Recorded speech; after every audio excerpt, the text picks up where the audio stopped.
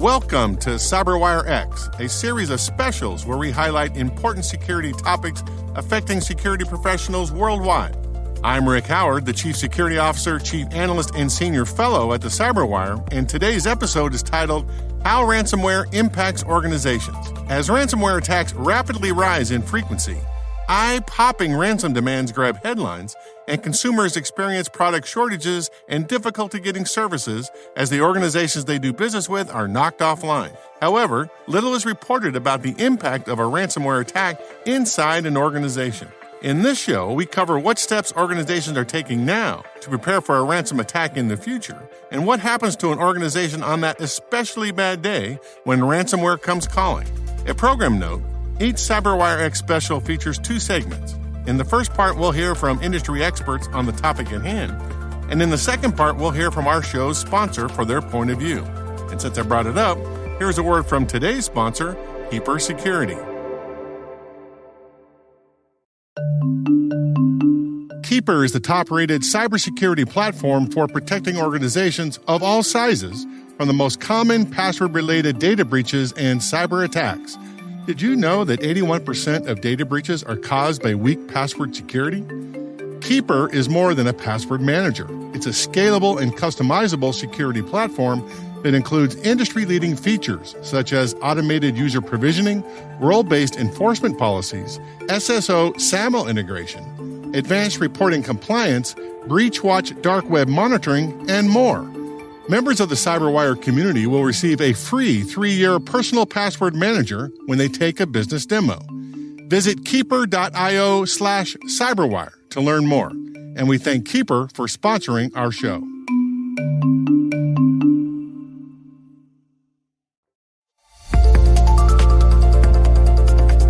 Joining me at the CyberWire hash table today is an old Army buddy of mine, Don Welch. My name is Don Welch. I'm the Vice President for Information Technology and Global Chief Information Officer at New York University, and completed my second week there, having recently started in that role when previously I was the CIO at Penn State. Yeah, so you've been a hash table member from the very beginning, and you now just taken on this new role, so congratulations. Thank you. Yeah, it's exciting. So we're talking about ransomware, and, you've got a lot of experience in this kind of stuff, Don, and I'm wondering, you're looking around, you talk to your peers out there. What do you think the most common root causes that make organizations susceptible to a ransomware attack? What is the thing they're not doing that allows them to get attacked like that? So I think it's the fundamentals. So are you keeping your system patched? Do you have good backups that you test? And do your people practice good IT hygiene? Are they aware of emails and clicking on links and so forth? But really, I think ransomware exploits a lack of the basic blocking and tackling that we all need to do. Yeah, the non-sexy stuff, out of the three that you listed there, I'm a big believer in backup plans and testing backup plans. And it turns out that a lot of people haven't really tested those things, especially as our environments have gotten way more complex than it was when you and I first started doing this many, many years ago. Having a backup plan that covers all your cloud deployments and your data centers and your laptops and your mobile devices, the complexity level must have skyrocketed for organizations like yours. Yeah, I think you make great points in that we struggle to know where our information is, how sensitive that information is, and then whether or not it's properly backed up. But any large organization, especially one that has a more federated IT management, people are putting critical information in lots of different places, and it's very difficult for the security team to keep up with that, understand how important that information is to the institution or the organization, and then to properly protect it. But if you don't know where it is and you don't know how important it is, then it's very difficult to protect it. So ransomware has been around for, over a decade now, but it seems like in the last couple of years, the organizations behind those attacks have really ratcheted up the kinds of damage they can do. And the question I have for you is, you've had a chance to, talk with your peers and things. What goes on after you've been hit by a ransomware attack? What is the impact to an organization? Okay, can you walk us through a little bit of that? Sure. So the first part of your question, what goes on is sheer panic travels throughout everyone who has been told of the problems that we've got. And so there's a lot of running around with their hair on fire. Hopefully not. I think most organizations now have a process, and they hopefully practice it with tabletops to understand what is the decision-making process. So the first thing is understanding that you are attacked by ransomware and taking whatever important steps there are to contain it so that it doesn't spread throughout the organization. A lot of ransomware attacks are more focused and are designed to spread. So that's common. You want to avoid that as much as possible and contain the damage.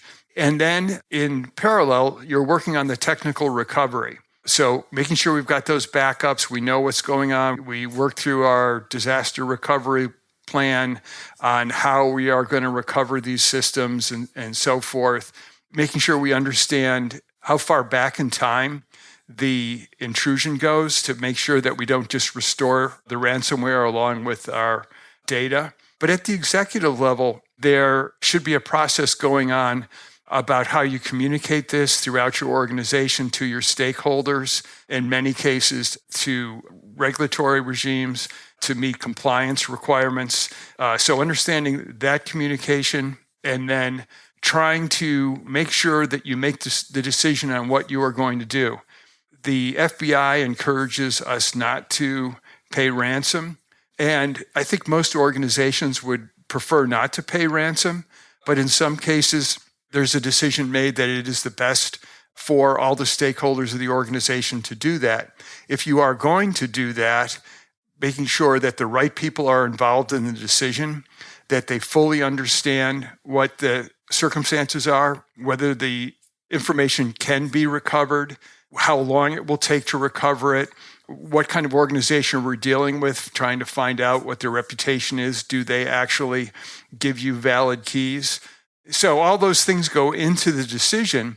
And of course, now a lot of attackers are not just encrypting your data, but also stealing it. So they're exporting it out of your network to kind of up the ante in terms of the damage they can do to your organization.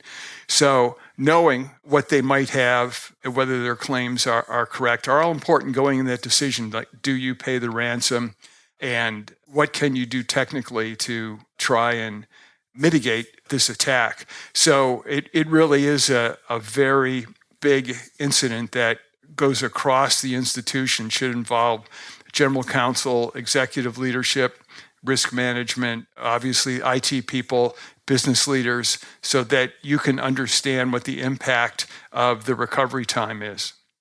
You mentioned tabletop exercises, and those are key here because you don't want to be explaining the options of do we pay ransomware or not pay ransomware during the heat of the battle. In those tabletop exercises, you're trying to explain what are the triggers that will make us pay the ransomware, right? And so you at least have those discussions up front without having to do it under, when you're, like you said, with your hair on fire. Yeah, and I think with tabletops, it's really good to explore what you consider to be the unlikely scenarios, because most of us are not really good at predicting when a catastrophe hits, what that catastrophe will look like. And so I've been in tabletop exercises where especially the IT people will say, well, that'll never happen because we do this and we do that. And yep, you certainly hope they're right, but maybe history shows. Maybe have a backup plan. Maybe we should think about it just a second, okay, just in case. Yeah, let's put a little bit of time in it. In the Army, we used to say, when the map and the ground differ, go with the ground. That's exactly right.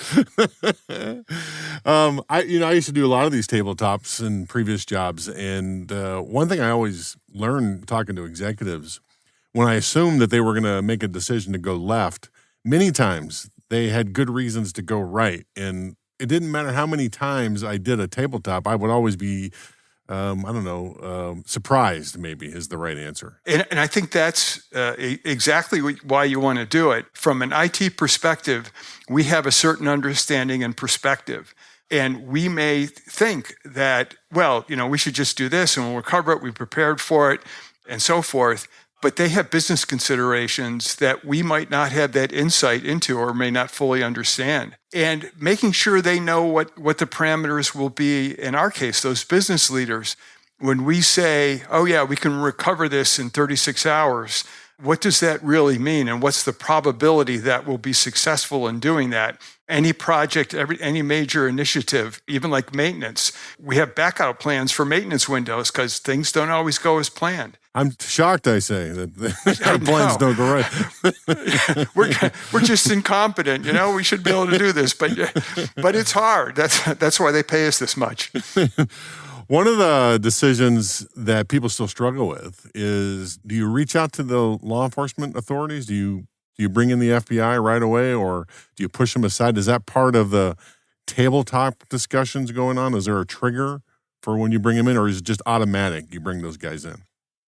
I think any outside help that you bring in, that's something that you want to tabletop and go through and have people think about it ahead of time and what conditions they would, because I think that's always got to be an option. Certainly we would like that the bad guys get caught and get stopped so they don't do it to others. So we do want to collaborate with law enforcement whenever possible, but there are some reasons that the business leaders might have why we either bring them in later, or maybe it is something that we're just not going to bring them in on. And others, so most of us have cyber insurance, and cyber insurance have incident response teams that can help. But do we want to bring those teams in? And so, some of the trade-offs are, when you are trying to manage that crisis, adding more people that you have to communicate with, more people that are making suggestions, adding more complexity, you may react slower. And this is a judgment call. A lot of times those resources can be really helpful, but sometimes, a little bit too much help can slow down your ability to react to a crisis. So that's a judgment call. And like any judgment call, going through a tabletop exercise helps you make a better decision in the moment, having thought of these things ahead of time. You make a good point. I was going through the DNC hacks of 2016. It wasn't a ransomware attack, but one of the interesting things was the Democratic National Committee didn't have a relationship with the FBI.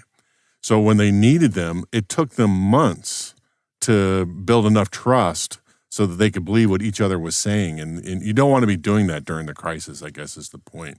So for your tabletop exercises, it may be useful to bring in your FBI rep and let them sit in on a couple of those just to see what they would say.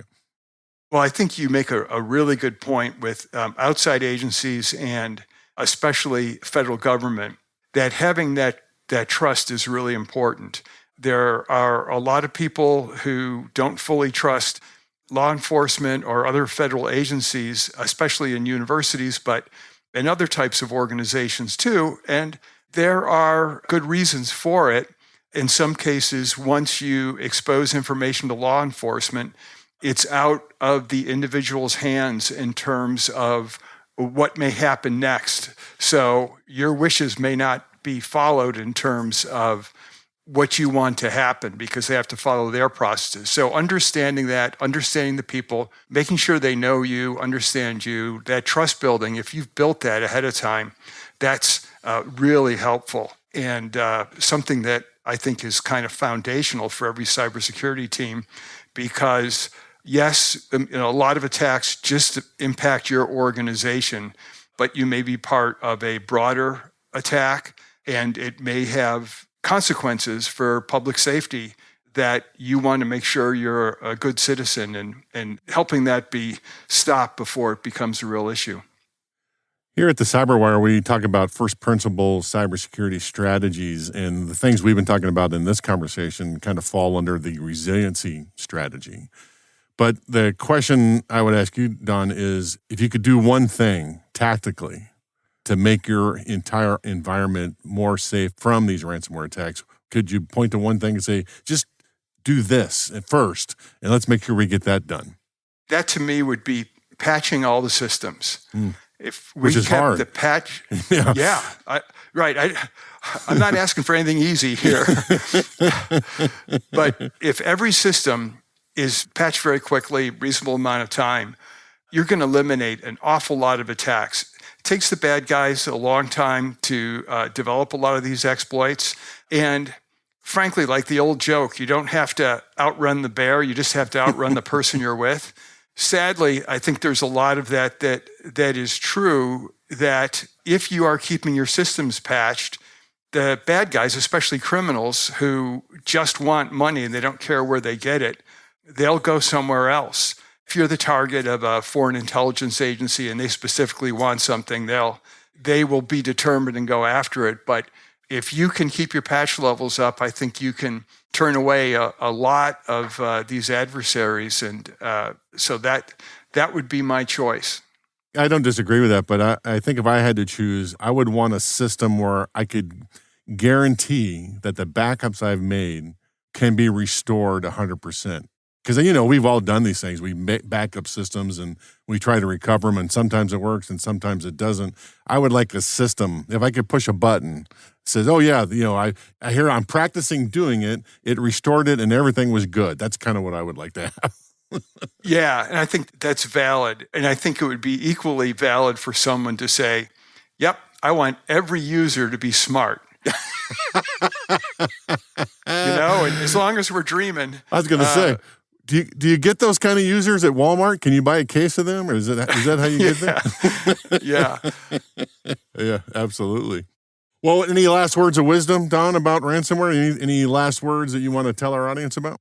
I think ransomware goes along with all the kinds of threats that we're facing now. The reality is, for all those threats, you have to have a strategy, and it's got to be an integrated strategy. We've talked about the defense in depth, and that this control will work here and that control will work there. And I think for ransomware and for everything else, you've got to make sure you've got integrated, overlapping controls. And just one thing is not going to be the thing that saves you. It's got to be a coherent program. All very true and all good stuff, Don. So thanks for coming on, and good luck on this new gig. We appreciate it. Yeah. Thank you.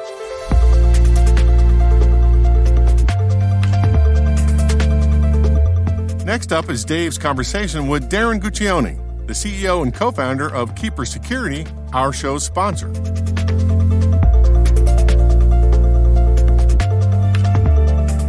Well, ransomware has increased by nearly 400% over the past 2 years.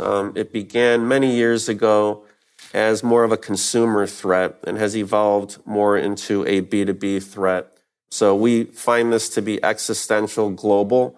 I would also tell you that every few seconds, an organization or an individual is paying a ransom. And these ransoms can range anywhere, from a few $100s to several $1 million.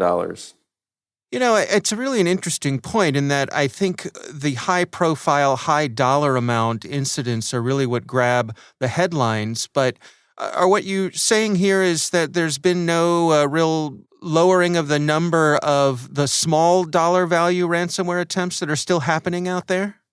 Well, unfortunately, we don't hear about those. And conversely, they are the most common. So if you look at the attack landscape and just the surface area that we're talking about, you've got SOHOs and SMBs, which comprise of really north of 400 million potential entities out there that represent attacks. And they are basically the cohort that represents 80% of the global GDP and over 90% of the global employment base. And at the same time, they have probably the least in terms of cybersecurity defenses available to them, mainly because they lack formal budgets, they don't have sophisticated IT staff on hand, and they often don't know where to start. The good news, however, is that they do have access to technologies and products. The key there is educating them and making them aware that these technologies exist to protect them, because they are the primary attack target for a cyber criminal. We just don't hear about those in the news because those ransoms typically range anywhere from $1,000 to $100,000 per incident. And as you know, just through sensationalism, the larger organizations that pay ransoms into the millions of dollars are typically what make waves in the headlines. Do you suppose that there's a lot of folks who think that because they're small that they're not going to be an interesting target to these ransomware operators? Unfortunately, yes. More than 65% of the time when there's a ransom being paid, it's paid by either a SOHO or SMB. When I say SOHO, I mean small office, home office.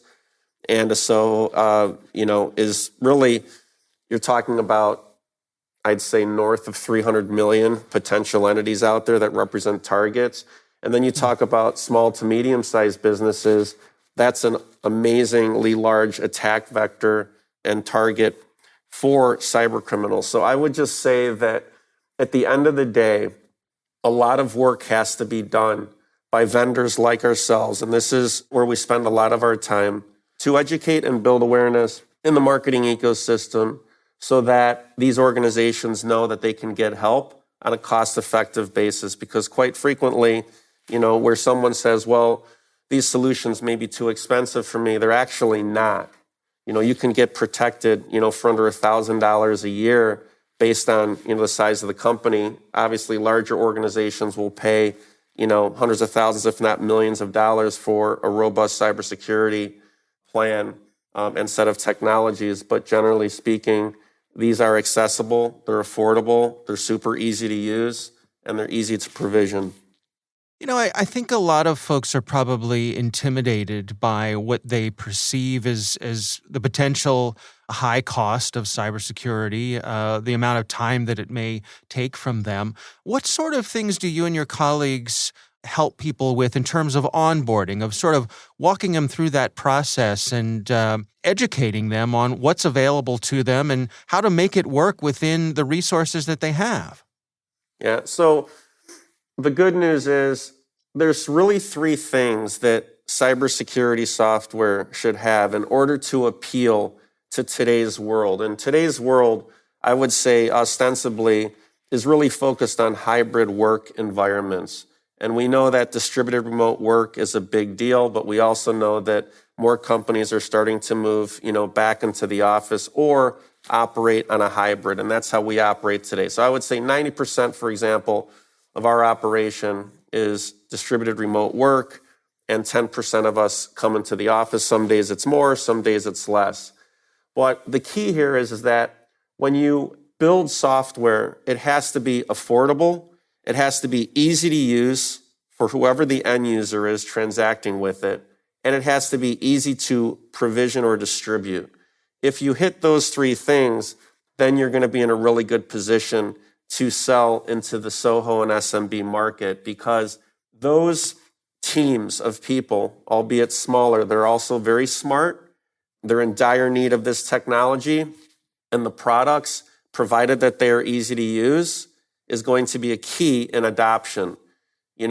Historically, there's been this, concept and a stigma, I'll call it a stigma, where the more secure a software is to use, the more secure it brings you into the organization, the harder it is to use. And if software is hard to use, that has an inverse relationship in terms of adoption. So building software that's secure, that's easy to use and easy to provision drives an increase in adoption. It makes it more desirable for a small to medium-sized business because typically they don't have sophisticated IT personnel on staff.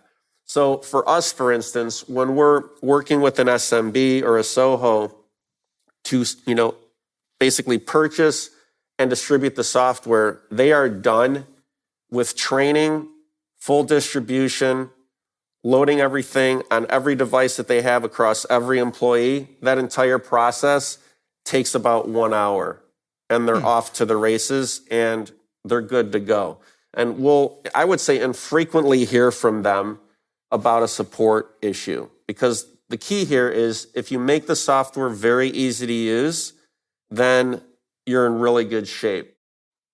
How do you strike that balance, and how important is it to not throw up roadblocks for the user, to not increase friction? You have to implement what we call passwordless technologies, and passwordless tech is built into our application. By that, we talk about biometrics. So converging ubiquity, convenience, ease of use, and security into a single platform is the key to that question. And it's all around elegance, right? How do you build something that's modern and elegant and at the same time hyper secure to protect the user? So for us, we spend a lot of time with our design team, which is in-house, of course, to always simplify whenever possible. How do we take something that takes 3 steps and turning it into 1? How do we avoid having a user to enter digits into a device as a 2-factor method of authenticating into a system, right? So eliminating those steps, right? Because if you look at any workflow, transportation, storage, rework, delay, data entry, those are wasteful activities in any type of business process. And this holds true in design. So when we're designing applications, we want to really enhance the workflow and mitigate or eliminate the waste. And it all comes down to design and then the back-end technologies that we couple into that to really build in more of a elegant, seamless, and very fast experience. Where do you suppose we're headed? I mean, as you mentioned, folks are heading back to their offices, but it looks like this hybrid work is here to stay. Is ransomware here to stay? Are you optimistic that we'll be able to really make a dent here? Well, I think we are making a dent. Is it visible? I would say no, not now. Ransomware is definitely here to stay. I mean, there's roughly 25 cartels now that are earning billions of dollars a year in the aggregate. This is a huge business, right? Just as we sell software above sea level, right? In the ordinary course of life, we sell, software as a service. They sell ransomware as a service. So, in the subterranean world of the dark web, the RAS software reigns supreme now, and that is evolving. It's becoming more sophisticated. It's becoming more clever. It's financially backed by, like I said, billions of dollars in capital, and it's potent. So you're going to see those ransomware attacks increase. We are in a cyber war. There is no doubt about it. I say it repeatedly in various podcasts that we are in a cyber war, and we are. And the only way to win that war is through, and I'm going to back up for a second, it's really through education and awareness. These types of, discussions that you and I are having today can be invaluable to someone who needs to gain access to a technology that they can afford that could literally save their company. And you're talking about a few 100 million potential accounts out there that are all being targeted by cyber criminals because, like I said, the cyber criminals don't like to go after hardened targets. They go after low-hanging fruit. And unfortunately, for the private sector, the low-hanging fruit are the SOHOs and SMBs. As you move upstream into mid-market enterprise, yes, they are often victimized and they pay massive ransoms, but you'll find that they have formal IT budgets, they have sophisticated or technical IT staff on hand, and they have at least some level of a cybersecurity plan in place. The cyber criminals, yes, they will spend time attacking those targets, but the more hardened the target is, they typically move on, right? And they focus on the low-hanging fruit because to them, they've got a buffet table with 400 million potential targets sitting on it. So this is where the future is. And that's a wrap. We'd like to thank Don Welch, the CIO of NYU, and Darren Guccione, the CEO and co-founder of Keeper Security, our show's sponsor, for being on the show. CyberWire-X is a production of the CyberWire and is proudly produced in Maryland at the startup studios of Datatrap. where they are co-building the next generation of cybersecurity startups and technologies. Our senior producer is Jennifer Iben. Our executive editor is Peter Kilpie. And on behalf of Dave Bittner, this is Rick Howard signing off.